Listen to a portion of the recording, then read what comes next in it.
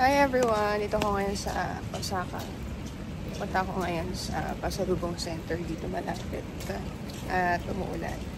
Pero lang kung gusto kong i-share sa inyo kasi lately I feel that I can feel that my life is falling apart.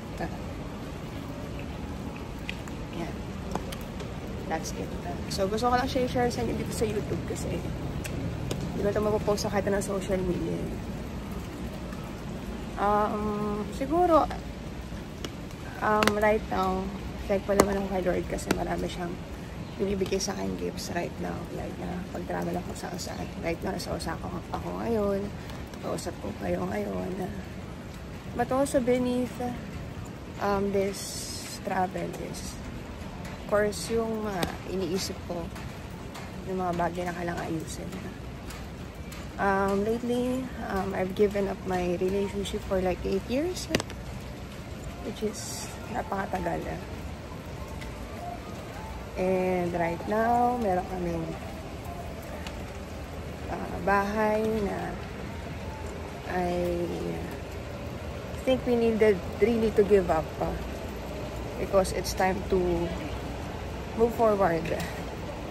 And of course, syempre, when it comes to my business and my organization, we're rebuilding right now, which is affected talaga yung finances. Because before, like business, may seasons, may malakas, may steady lang. So, andito ko sa season na to na parang lahat sabay-sabay siya nangyari sa harap ko. And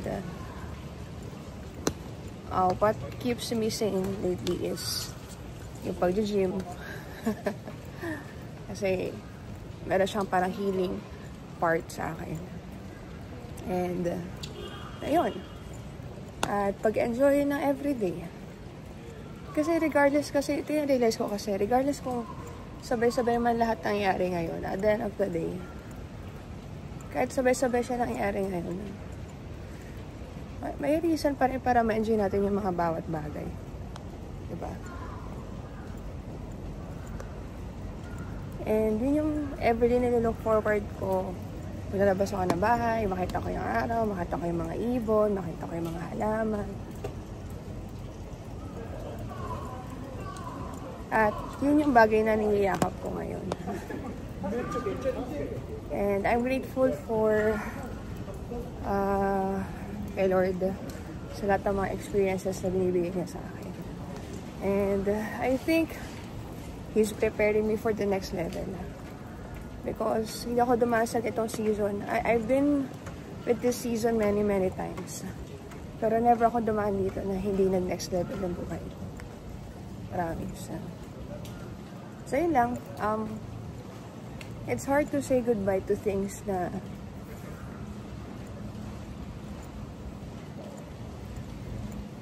nagpasaya sa'yo. But of course, you have to realize that in order for you to evolve, you have to let go of some things and give up para umangat ka ulit. Ayun. So, I'll be thankful. Siguro this will be my last travel muna for now. And I have to put the hard work and also faith work. You know, kulit din ang faith work, no? Kasi kailangan mong manampalataya doon sa mga bagay na hindi pa nakikita. At syempre, dami rin akong mga bagay na kinakatakot na mangyari. Ano mo yun? Natatakot ako na mangyari sa buhay ko. Pero naisip ko nga, lahat naman yung takot lang eh. I came from nothing. So kung babalik ako ulit sa natin, medyo okay lang. Kasi doon ako galing. And I know how to start all over again. But this time, with experience. So yun. Literal na parang ano na ako ngayon. Nasa point ako ng surrender na parang, Lord, sige na. Para ikaw na bahala. I'll just do my best every single day para ikaw na bahala. Ako pa naman yung tao na gusto ko, meron akong control. palagi sa manibela. Alam mo yun.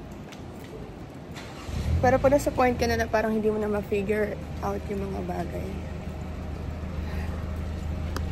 All you have to do is to surrender and let go. And hayaan mo siya. Siya ang bahala sa'yo. But, gagawin mo yung best mo. Gagawin mo kung ano yung nasa harap mo ngayon. Ano yung best na pwede magawa every single day. And every day my prayer is, show me the way, Lord. Ano ba yung next right step? Ano ba susunod kong gagawin? But sometimes, kahit creative ka, minsan, ubusa ka din ng ideas. Minsan, kahit creative ka, parang hindi nagpo-flow lahat ng bagay. Alam mo yun? Hindi nagpo-flow lahat ng bagay. Parang, alam mo yun, hindi mo naiintindihan bakit gano'n. Dati kasi parang bilis lang, dali lang. Pero ngayon parang, grabe. Ngayon, hirap pa. So, gusto ko lang i-share to sa inyo kasi baka ikaw rin nakakaranas ka rin ng ganito, diba?